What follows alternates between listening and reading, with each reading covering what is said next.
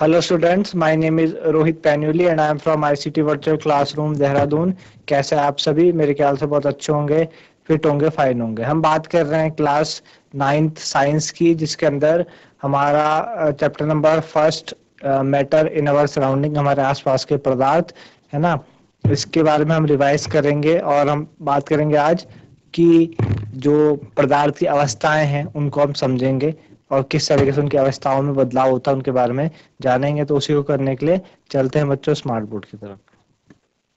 जैसा आप देख रहे हैं पदार्थ की अवस्थाएं, आप ऊपर देख रहे हैं कि जो भी हमारे आसपास जितने भी पदार्थ है आपने पढ़ा है और हमने समझा है, आपको बताया है कि पदार्थ एक्चुअल में होते क्या है। कि कोई भी ऐसी वस्तु जो क्या करती है, किसी भी जिसके पास कोई अपना द्रव्यमान होता है और जो कुछ जो जगह है उसको घेरती है ना। Anything which occupy space and has मास, उसको हम क्या कहते हैं? पदार्थ कहते हैं। तो जल भी एक पदार्थ है ना। जल भी पदार्थ है। तो जल को आप ऊपर फिगर में देख पा रहे हैं कि जल आपका आइस क्यूब के फॉर्म में भी आपने को देखने को मिलता है, जिसे हम उसकी ठोस अवस्था बोलते हैं, सॉलिड अवस्था बोलते हैं। जल को जब आप जल की फॉर्म में देखते हो, यानी लिक्विड पार्ट में आप देखते हो, तो लिक्विड स्टेट हम उसको कहते हैं, ठीक है। और जब उसी जल को आप भाप के फॉर्म में, वेपर की फॉर्म में देखते हो, तो उसको हम क्या कहते हैं? वेपर कहते हैं, है ना। आई बात समझ में? क्या कहते हैं? वेपर कहते हैं। तो जल को हम बेसिकली इन तीनों भागों में हम देखा करते हैं, सॉलिड के फॉर्म में भी, ठीक है, गैस के फॉर्म में भी और लिक्विड के फॉर्म में भी, है ना, ठीक है ना। और एक अवस्था से दूसरे अवस्था में बदलाव भी हमें अक्सर देखने को मिलता है कि अगर आप बर्फ को अगर आप क्या कर दो, मेल्ट कर दो, पिघला दो, तो पानी में कन्वर्ट हो जाएगा। पानी को आप देख पा रहे हैं कि पानी को जब आप उबालते हैं किसी बर्तन में, तो सारा का सारा पानी उबल के भाप में परिवर्तित हो जाता है, तो उसकी गैस अवस्था हो गई। जल में रहता है तो उसकी जलीय अवस्था होगी, लिक्विड फॉर्म हो गया। और जब ऐसे रहता है आइस क्यूब के फॉर्म में, तो उसकी ठोस अवस्था सॉलिड फॉर्म होगी, है ना। तो बात आ रही होगी समझ में आपको जल की अवस्थाओं के बारे में, ठीक है। अब तापमान परिवर्तन का प्रभाव किस तरीके से जल पे पड़ता है? तापमान परिवर्तन का प्रभाव आपने अक्सर देखा है कि जब हम क्या करें, जल को, है ना, किसी भी चीज को तापमान देते हैं तो उसमें परिवर्तन अक्सर हमको देखने को मिलता है। वो परिवर्तन किसी भी प्रकार का हो सकता है। जैसे कि अगर हम बात करें कि हमने एक, हमारे पास ये सेटअप है, हमने क्या करा हुआ इसमें, इस तरीके से हमारे पास एक आयरन स्टैंड है और उस स्टैंड में हमने नीचे एक बर्नर रखा है। बर्नर के ऊपर हमारे पास क्या है? ट्राइपॉड स्टैंड है, मौजूद है। हमने ट्राइपॉड स्टैंड के ऊपर एक बीकर रखा है। बीकर के अंदर हमने थोड़ी सी जो आइस क्यूब्स होती है, यानी ठोस अवस्था, उसको हमने रखी है, आइस क्यूब्स को। और नीचे हमने क्या कर दिया? एक थर्मोमीटर हमने उस पर सेट कर दिया है। क्या कर दिया है? थर्मोमीटर सेट कर दिया है ना। और ग्लास से हम उसको क्या कर रहे हैं? उन आइस क्यूब को स्टिर कर रहे हैं, उनको घुमा रहे हैं ग्लास से, ग्लास रॉड से स्टिर कर रहे हैं, है ना। तो बच्चों क्या होगा, पहले हमारे पास जो जल है ना, पहले हमारे पास क्या जो है? जल है। तो हमारे पास जो आइस क्यूब्स हैं वो सॉलिड अवस्था में थी, है ना। अब जैसे आप क्या करोगे, जैसे आप इसको आप क्या करोगे? भाप दोगे आप इसको, है ना। तो हमको क्या देखने को मिलेगा जब आप इसको भाप दोगे, मतलब आप इसको गर्म करोगे, तो ये जो सारी की सारी आइस है ये आपकी कन्वर्ट होके किस में चले जाएंगी? लिक्विड फॉर्म में चले जाएगी। जो आइस है वो कन्वर्ट होके आपकी ट्रांसफर हो जाएंगी लिक्विड फॉर्म में, है ना। अच्छा, जब ट्रांसफर होंगी लिक्विड फॉर्म में, तो क्या आप बता सकते हैं कि ये जो आपके पास थर्मोमीटर है, थर्मोमीटर में टेम्परेचर की रीडिंग कुछ अलग हुई क्या, सेम रही, किस तरीके से रही, है ना। तो हमें देखने को मिलता है कि थर्मोमीटर में जो टेम्परेचर रिकॉर्डिंग थी वो बिल्कुल भी नहीं बदली, वो जैसे की थी वैसे ही रही, कोई भी उसमें परिवर्तन नहीं आया, है ना। कोई भी उसमें परिवर्तन नहीं आता। तो यहाँ पे ऐसा क्या चीज हो रही है ना। एक तो आप क्या कर रहे हो? हीट भी दे रहे हो, है ना। आइस को आप हीट दिया, आपने एनर्जी आपने दी, है ना, एनर्जी आपने दी। और एनर्जी देने के बावजूद भी जब जो आइस है वो कन्वर्ट हुई किसमें? वाटर में, लिक्विड में, तो टेम्परेचर बिल्कुल भी नहीं बदला, उतना ही रहा। ऐसा क्यों हुआ, है ना। ऐसा क्यों है, इस बारे में हमको समझना है ना। तो उससे पहले इस चीज को समझने के लिए हम बात करेंगे गलनांक की, है ना। कि भाई आइस जो है वो आपकी क्या होगी? आइस आपकी मेल्ट हुई होगी, गलनांक हम जिसको कहते हैं मेल्टिंग, है ना, मेल्टिंग पॉइंट कहलाता है। तो गलनांक होता क्या है कि जिस न्यूनतम तापमान पर ठोस पिघलकर द्रव्य बन जाता है वह इसका गलनांक कहलाता है ना। एक मिनिमम टेम्परेचर पे जब कोई सॉलिड वस्तु आपकी मेल्ट होके लिक्विड बन जाती है तो वो न्यूनतम तापमान उसका गलनांक कहलाता है। किसी ठोस का गलनांक उसके कणों के बीच के आकर्षण बल के सामर्थ्य को दर्शाता है ना। कोई भी ठोस है ना, कोई भी आपके पास ठोस वस्तु है तो जो ठोस का गलनांक होता है उसके कणों के बीच के आकर्षण बल के सामर्थ्य को वो दर्शाएगा। यानी बर्फ का जो गलनांक है वो 273.15 केल्विन होता है। बर्फ का गलनांक कितना होता है?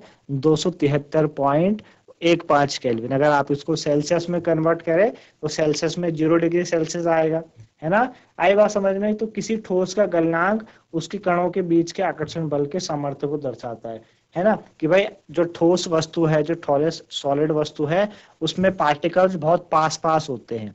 अब जितना एनर्जी उन पार्टिकल्स को, उन कणों को सेपरेट करने में लगेगी ताकि वो द्रव्य में बदले, है ना, वही उसका गलनांक कहलाएगा। जिस भी उस पर वो पिघलना स्टार्ट करेगा। तो वही बात हम कह रहे हैं, किसी भी ठोस का जो गलनांक है वो क्या बताएगा कि उनके कणों के बीच का आकर्षण बल है कितना, है ना। तो बात आई होगी आप समझ में गलनांक होता क्या है ना। तो पहले आप ये नोट डाउन कर लीजिए गलनांक के बारे में, देन फिर हम आगे बढ़ते हैं।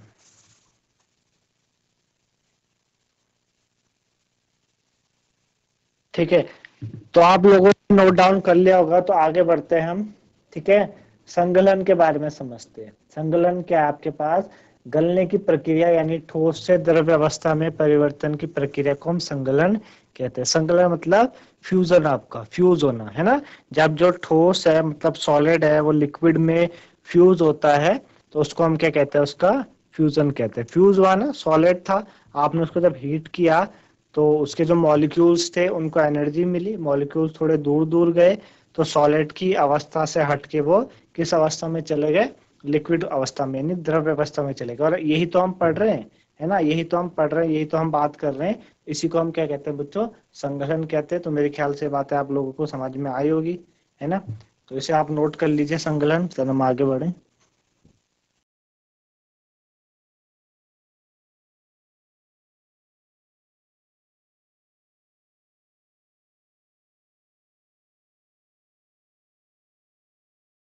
इसी के बारे में हम बात कर रहे थे, संगलन की प्रसुप्त ऊष्मा के बारे में, कि जब आइस जो है वो मेल्ट होना स्टार्ट हुआ, जब आइस जो है वो मेल्ट होना स्टार्ट हुआ तो एक्चुअल में हुआ क्या, है ना। आइस जब मेल्ट होना स्टार्ट हुआ तो एक्चुअल में हुआ क्या कि आइस मेल्ट हो गई तो लिक्विड में कन्वर्ट हो गया, और आपने आइस को क्या दी थी? एनर्जी दी थी ना, हीट दी थी, in the form of heat, एक एनर्जी का फॉर्म है। तो हमने देखा था कि जो टेम्परेचर है उस थर्मोमीटर पर बढ़ा नहीं, जितना था उतना ही रहा। ऐसा क्यों? तो होता क्या है, संगलन की प्रसुप्त ऊष्मा के बारे में हम जानते हैं। पहले वायुमंडलीय दाब पर 1 किलो ठोस को उसके संगलन पर द्रव्य में बदलने की, वायुमंडलीय दाब पर 1 किलो ठोस को उसके संगलन पर द्रव्य में बदलने के लिए जितनी ऊष्मीय ऊर्जा की आवश्यकता होती है उसे संगलन की प्रसुप्त ऊष्मा कहते हैं। यानी energy required to change what?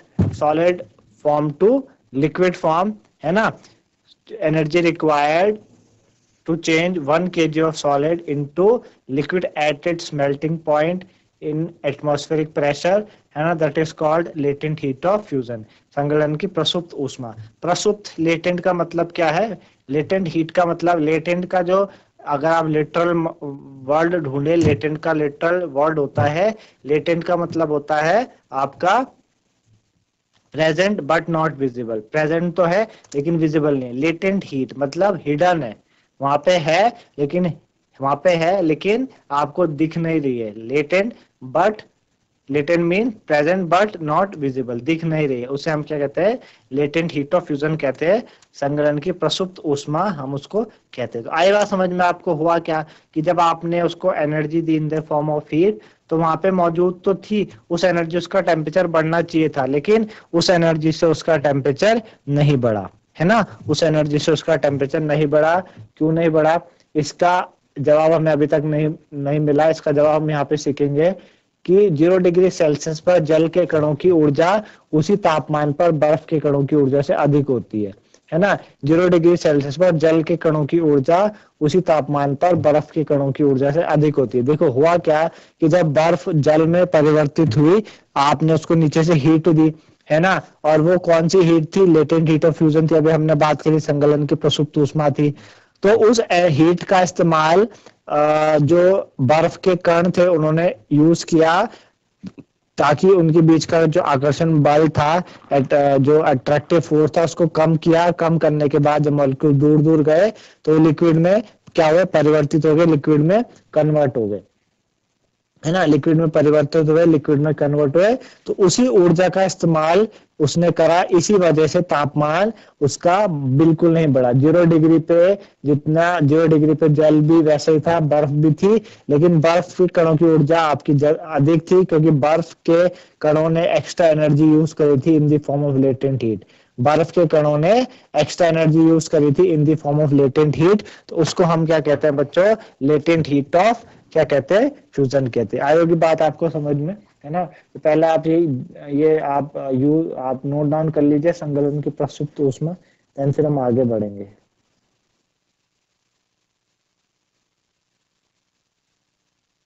है ना। अगला हमारे पास 0 डिग्री सेल्सियस पर जल के कणों की ऊर्जा उसी तापमान बर्फ के कणों की ऊर्जा से अधिक होती है। तो ये आपको बता चुका हूं कि किस तरीके से आप इसका आंसर लिखेंगे, ठीक है ना।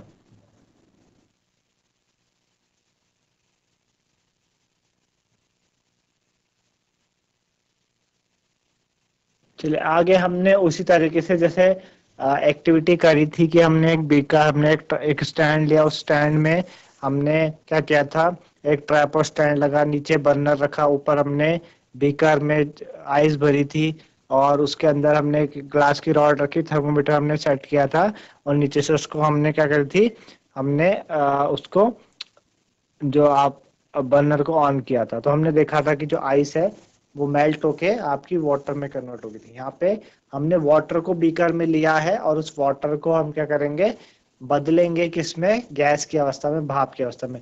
तो वहां पे हमने देखा था कि ठोस से हम द्रव्य में गए थे, यहाँ पे ठोस, वहां पे हम किस में गए थे, ठोस अवस्था से द्रव्य अवस्था में गए थे।